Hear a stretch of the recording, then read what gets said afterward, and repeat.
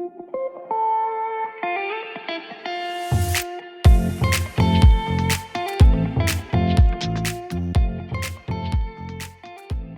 is a clip from one of our most recent episodes. For full episodes and more, please check us out on YouTube, Spotify, Apple Podcast, Google Podcast, Stitcher, and YourVibesPodcast.com. This episode is brought to you by Sassy Pop Boutique. Sassy Pop is a women's clothing and accessory boutique located inside Mulberry Mill in Dixon, Tennessee. Sassy Pop's fashion professionals help their clients find the right style and fit for all body types and sizes. Whether you are an extra small or a 3XL, Sassy Pop Boutique will have you looking your best for all 4 seasons.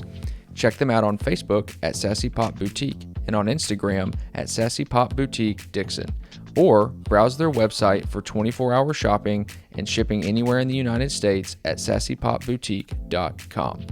So, in 2006, I was hired by the Postal Service. And so I worked at the Postal Service from 2006 to January of 2011. And so the Postal Service shifted my focus in life kind of from survival or figuring out how I was going to make things happen to what could I do with my life, if that makes sense. Yeah.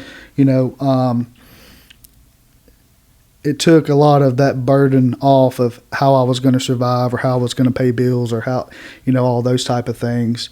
And I knew my future was secure once I got that job with the Postal Service. So, you know, and so I started there in spring of 2006.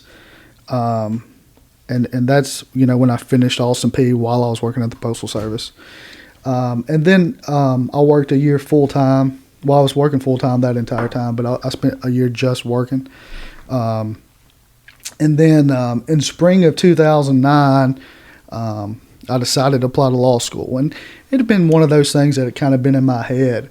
But I think without the Postal Service, I would never have made that leap or had the confidence to try to make that happen. What were you doing over there again?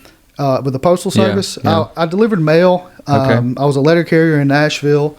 I did that for about a year, and I was detailed as a supervisor doing delivery operations, first at Jerry Baxter in North Nashville, then at Arcade, downtown Nashville, and then Green Hills. Actually, Arcade, then Jerry Baxter, and then Green Hills.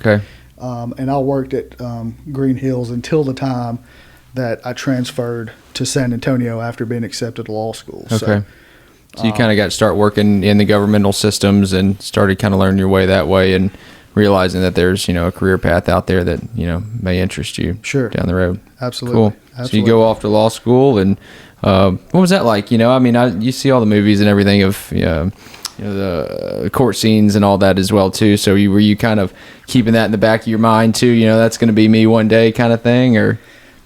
So when I went to law school, that's really kind of what how I thought courts were. I'd never actually been to a courthouse.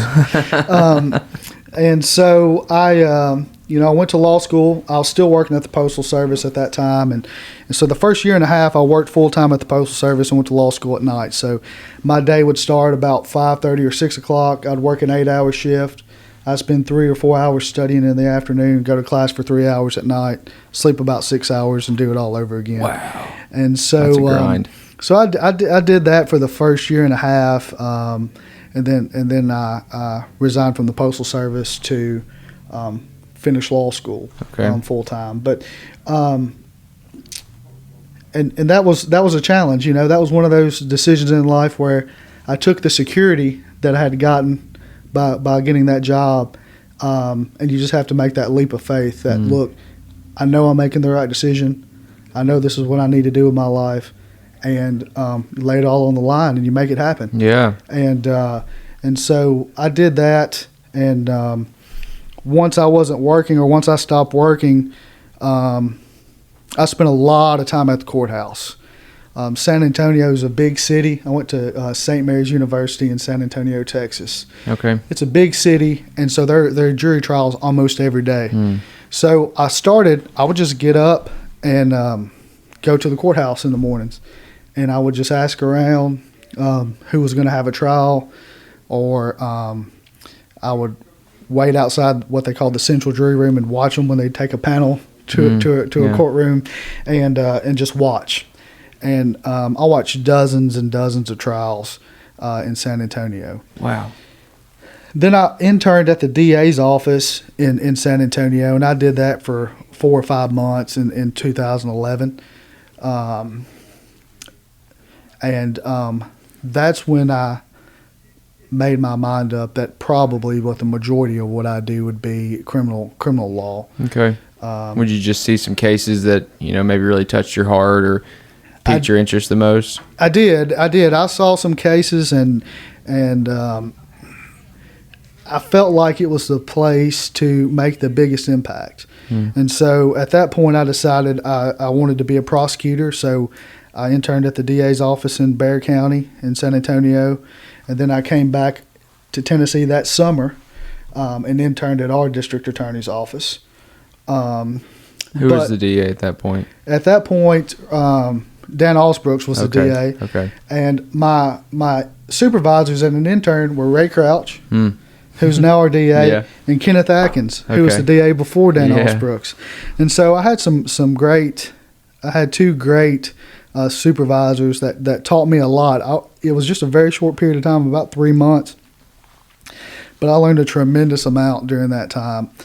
And then when I went back to San Antonio for my last year of law school, my entire focus at that point had shifted towards trial advocacy and preparing myself to work in courtrooms when I got out of law school. So I did the criminal justice clinic, which I was able to actually try a DUI case while I was still in law school. Oh, wow. Under the supervision of my professor. That one turned out okay. Those are pretty tough sometimes. It did. It turned out in a hung jury. Okay. And so, sometimes that's a good result. Sure. In a defense case. And I worked on a capital murder case with 2 great attorneys in San Antonio, Mark Stevens and Mario Del Prado. They're 2 great attorneys of totally different backgrounds. Mark had been a career defense attorney, and Mario had been a prosecutor and had only done defense work for a few years. And so I got to work with those guys pretty closely. I didn't do any courtroom work. I kind of helped in the background and then observed, but that was a really great experience. So. Wow. So you get your feet about you, get your feet wet. I appreciate the hustle too, just going. A lot of people they want something, but they don't necessarily want it bad enough, and then having you hang around the courthouse and then interning, just right off the bat with that, and especially under some great supervision too. I mean, that's good respect for that. A lot of, and I'm sure just like in the insurance world, you can only learn so much from the books and the tests and all that stuff, but it's really getting your hands, lack of a better description, your hands dirty, and getting involved with the entire situation and getting, under the supervision of those who have been there before, really going to kind of make the man out of you on that one. And that's one thing that the medical profession does really well and the legal profession doesn't. You can graduate from law school, and never have been to a courtroom, never seen anything, and go out and, start taking cases as soon as you get your license. And so, that's one thing the medical field does a much better job of making sure you have plenty of OJT. A lot of your rotations and everything, Right. So did you have to start out pro bono for some things right off the bat, or? Well, so I graduated. I got up the next morning in a U-Haul truck and came back to Tennessee. So, as soon as I graduated, I was on the way back. And the reason for that is bar prep started Monday. So I graduated on Saturday, moved on Sunday, and started bar prep on Monday. Okay. And so that summer, you study for the bar and all that. And then I was offered a job with Baker Law Group with Olin Baker in Charlotte. And I started that in August.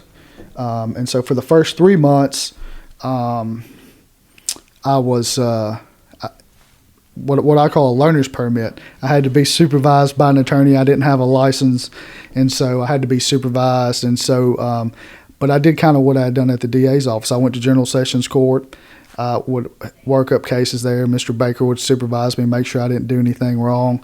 And then once I got licensed in October, then, I was ready to hit the ground running. Wow. And I felt confident at that point that I had done everything to prepare myself to be ready to go. So was having the experience and studying for the bar at the same time, I mean, did that help pretty significantly there? I mean, was there a lot of correlation in that, and you could kind of tie some things together? Maybe some. I mean, the bar exam is really broad. Yeah. So you got to know a little bit about a lot. Yeah.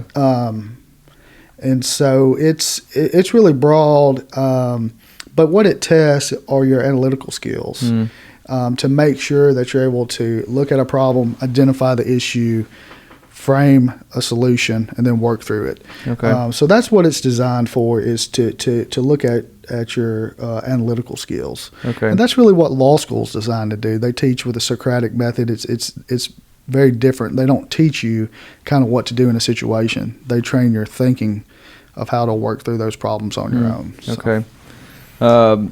So you run through those experiences, and then when was it that you started your own practice? It was a couple years ago, wasn't it? Sure. So, I worked with Mr. Baker at his firm for 5 years.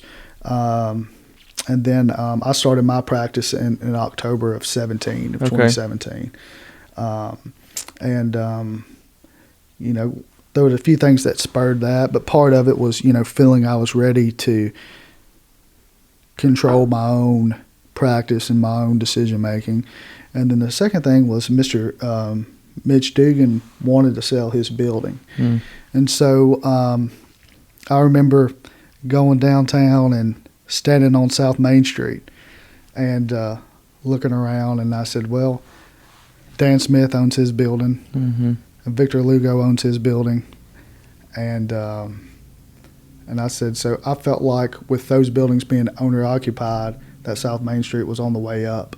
And so my wife and I bought that building and started a law practice. And so that's another one of those times where you think, okay, I'm going to start a new business and buy a building all at the same time. Invest in real estate at the same time. Right. Yeah. Right. So kind of another one of those times. 1-2 punch there. You lay it all on the line. Yeah. And have faith that you're making the right decision and push forward with it. So. Thanks again to Sassy Pop Boutique for sponsoring this episode. If you are looking for the right fit and style for this upcoming season, feel free to reach out to their fashion professionals on their socials at Sassy Pop Boutique on Facebook and Sassy Pop Boutique Dixon on Instagram, or head on over to their website at sassypopboutique.com for 24-hour shopping and nationwide shipping. If you're interested in sponsoring an episode, please reach out to me directly via email at yourvibespodcast@gmail.com. Thanks again for listening, and always remember, stay vibey, my friends.